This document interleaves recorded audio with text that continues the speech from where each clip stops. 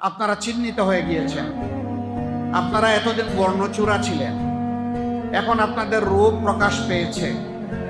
আমরা আপনাদেরকে বলবো, নিজেদেরকে সংশোধন করুন, অনুতপ্ত হন, ক্ষমা চান এবং এই অপকর্ম থেকে বিরত থাকুন। যদি না থাকেন, জাতি আপনাদেরকে ক্ষমা করবে না। সম্মানিত বন্ধুগণ, আগামীর বাংলাদেশ হবে ইনশাআল্লাহ একটা মাথা উঁচু করে দাঁড়ানো বাংলাদেশ।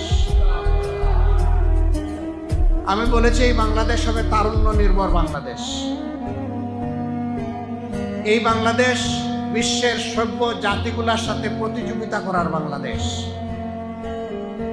এই বাংলাদেশ হবে প্রত্যেকটি মানুষের জীবন, সম্পদ এবং ইজ্জতের নিরাপত্তার বাংলাদেশ।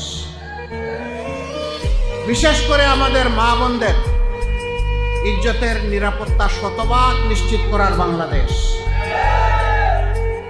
আর কোথাও থেকে কোনো একজন মা বোন কিংবা জায়ার কান্নার আমরা শুনতে চাই না। এই সমাজ আমাকে অপমান করেছে, এই বক্তব্য আর শুনতে চাই না। বরঞ্চ তারা যেন মাথা উঁচু করে স্বস্তির সাথে তারা বলতে পারেন, আমি একজন গর্বিত বাংলাদেশী। আমাদের তরুণরা যেন বলতে পারে, আমরা আর হাত পাতা ভিক্ষুকের জাতি নই, আমরা স্বনির্ভর বাংলাদেশের তরুণ নাগরিক। আমরা এমন একটি বাংলাদেশ তৈরি করতে চাই। এজন্য আমাদের কোনো রাজনৈতিক বন্ধু সংগঠন ঘোষণা করেছেন, আমরা যদি নির্বাচিত হই, অর্থাৎ তারা যদি নির্বাচিত হন, তাহলে আগামীতে সবাইকে নিয়ে তারা দেশ গড়বেন, কিন্তু কোনো পার্টিকে তারা নেবেন না। আমরা তাদেরকে সুসংবাদ দিচ্ছি, আমরা জাতিকে সুসংবাদ দিচ্ছি, যেই জাতি একটা ঐক্যবদ্ধ জাতি চায়।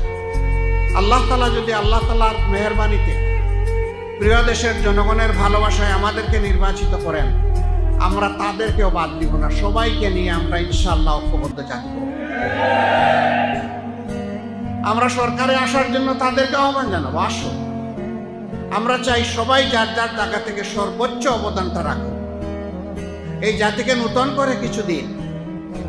আমাদের আশা হতো আমাদের বুক ভাঙা জাতিকে, আসুন সেই ভাঙ্গা বুক জোড়া লাগিয়ে তাদেরকে সামনের দিকে আমরা মুক্তির আলো দেখাই। শর্ত মাত্র 3টা। আমি প্রথমে 2টা বলেছিলাম, তারপরে আমার তরুণ বিপ্লবী বন্ধুদের আরেকটা পরামর্শকে আমি মনে করেছি ওইটাও যথার্থ। নাম্বার 1,